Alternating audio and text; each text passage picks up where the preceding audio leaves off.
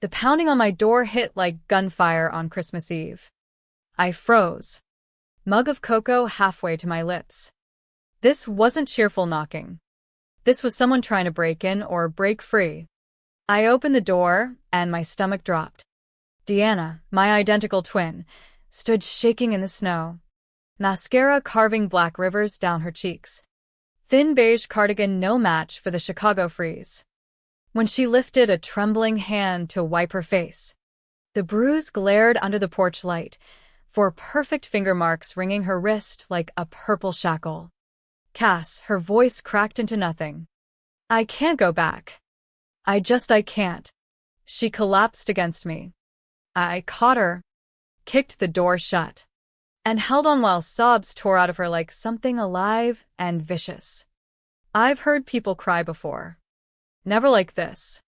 I half carried her to the couch, wrapped her in my heaviest blanket, and went to make tea with hands that wouldn't stop shaking.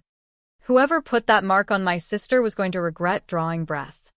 But first I needed the truth. When I returned, Deanna stared at nothing, eyes empty. Our twin connection hummed between us. I felt her pain like it was my own ribs cracking. It's been 3 years, she whispered finally.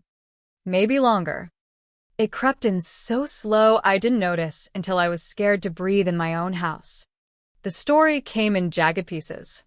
Patricia, Brandon's mother, had started with suggestions. The right way to load the dishwasher. The correct thread count for sheets. The proper way to greet guests. Then the comments turned personal. That color makes you look washed out.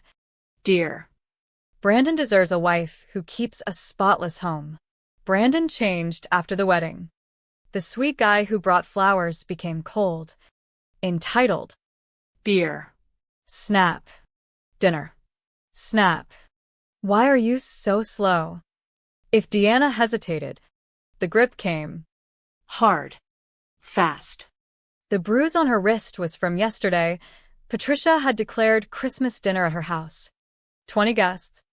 Deanna cooking everything while the men watched football. When Deanna said she wanted to see me instead, Brandon dragged her into the pantry and squeezed until she cried. I ran, she finished. Voice tiny. Didn't even grab a coat. Just drove here.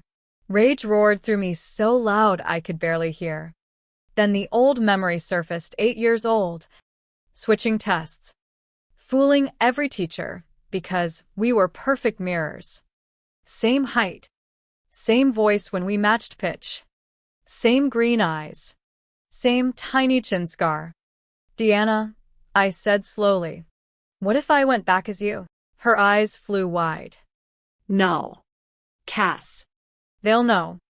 Patricia notices if I breathe differently. Brandon will. He already hurt you. I cut in softly. Let me show him what happens when he touches a Morrison twin. It took an hour of begging, but the spark of hope in her eyes won. We spent the next 3 hours drilling. Posture, shoulders rounded, head slightly down, hands clasped, voice soft, apologetic, every sentence ending like a question. Never no, never later. Always of course or right away. Wardrobe, beige, gray, navy. Nothing that fit. Nothing that spoke. I slipped on her wedding ring. It felt like a handcuff. Deanna showed me photos of the house layout, Brandon's routines, Patricia's favorite everything. Then the text. From her phone. In her style. Sorry, I left earlier. Coming home now. His reply was instant. Mom's here. Don't make it worse. No, are you okay? No, I was worried. Just a threat. I hugged her hard. Stay here. Lock the door. Eat all my snacks. I'll text from my burner. This ends tonight. 20 minutes later, I pulled into their driveway in her car. Shoulders already hunched. Voice already softer. The perfect suburban house looked like a Christmas card. I knew better. I took a breath, adjusted the cardigan, and walked inside as Deanna Fletcher.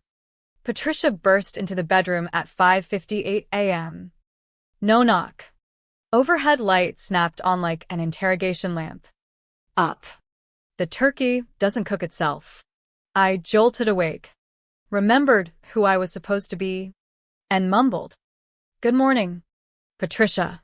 It's almost 6. Late already." The list was 3 pages of hell. Hand-washed china, iron napkins, 3 different potato dishes, 22-pound turkey, homemade everything. Appetizers using the premium shrimp and cheeses marked "Do Not Touch, New Year's." I smiled inside. Perfect. I used the forbidden New Year's shrimp for cocktail. Used the guest-only soap. Used Patricia's hoarded 30-year-old vanilla in the cheesecake. Set the table with a second-best china that looked identical to the heirloom set. Every tiny rebellion felt like breathing. Brandon finally shuffled out at 9:15. Grunted. Snapped his fingers 2 feet from the coffee pot. More coffee. And my charger. Upstairs. Nightstand. I poured. I fetched. I said, of course, while imagining snapping his fingers clean off. Patricia inspected every move, finding fault with perfection. By 11:30, the house smelled incredible. Everything on the list was done, better than she could have managed. Uncle Ray dropped the tiny hidden camera through the side door exactly as planned. Lens peeking from my cardigan buttonhole. Recording.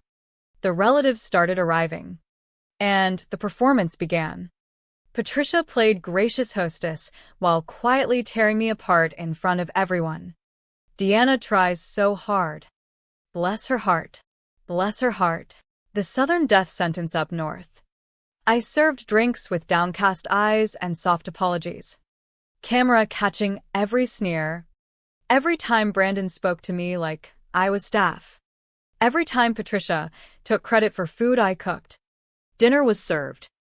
The turkey was flawless, golden, juicy, restaurant quality. Patricia took one bite, and her face twitched. She couldn't find a real flaw. So she made one up. Dry, she announced loudly. You clearly didn't baste every 30 minutes like I instructed. The table went silent. The turkey was visibly moist. I kept my head down. I'm sorry, Patricia.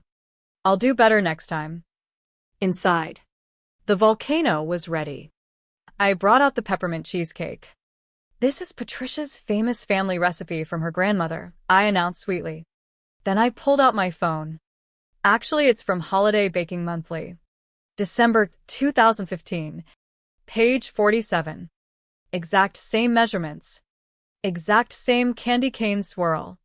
Screenshot right here. Dead silence. Jennifer searched on her phone. Oh my God, it's identical. Patricia's face went corpse white. Then purple. Brandon stood. Deanna, apologize right now. I straightened my shoulders. Let the hunched posture drop. Let the Real voice come out clear. Calm. Furious. No. The word cracked across the table like a whip. Brandon's hand shot out to grab my wrist, the same motion that left bruises on my sister. I caught his wrist midair, squeezed hard enough for him to wince. Don't. You. Dare. Gasps around the table. My name is Cassidy Morrison, I said clearly, still holding his wrist. Deanna is my identical twin. She's safe at my apartment right now because she was terrified to spend one more holiday being treated like a servant in her own marriage. Chaos exploded. Brandon roared. Patricia shrieked. Relatives stared in open-mouthed horror. I released Brandon's wrist and pulled out the photo, my sister's bruised wrist. 4 perfect fingerprints. Time-stamped 2 days ago. Uncle Ray walked in on cue, tablet in hand, and pressed play. Every cruel comment. Every snap of fingers. Every bless her heart. The impossible list. The 6 a.m. bedroom invasion. All of it. The room watched in stunned silence. When the video ended, Aunt Leslie had tears running down her face. Uncle Tom's voice was ice. Brandon. Patricia. What the hell have you done? Brandon lunged again. I sidestepped. Touch me and this footage goes viral tonight, I warned. Patricia was crying angry tears. We were helping her. She wasn't good enough. There it is, I said quietly. She was never good enough for your precious son. So you broke her. The room turned on them. Brandon's own cousins. Aunts. Uncles. People who had watched silently for years, finally saw the truth. I walked out with Uncle Ray, a camera still rolling, capturing Patricia's desperate sobs and Brandon's threats. Back at my apartment, Deanna flew into my arms.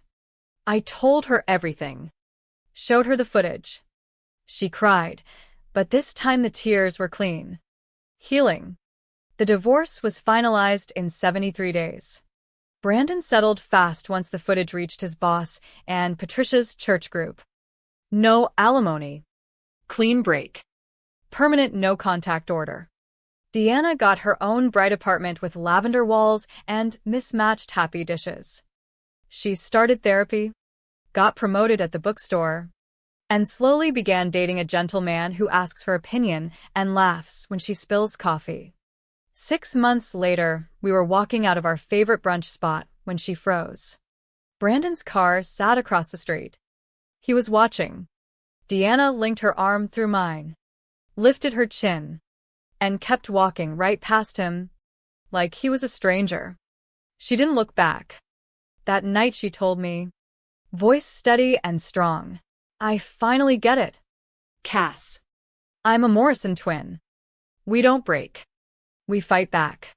Some families are poison wearing pretty wrapping paper. And sometimes the only way to save someone you love is to walk into the darkness wearing their face and burn the whole thing down. We protect our own. Always.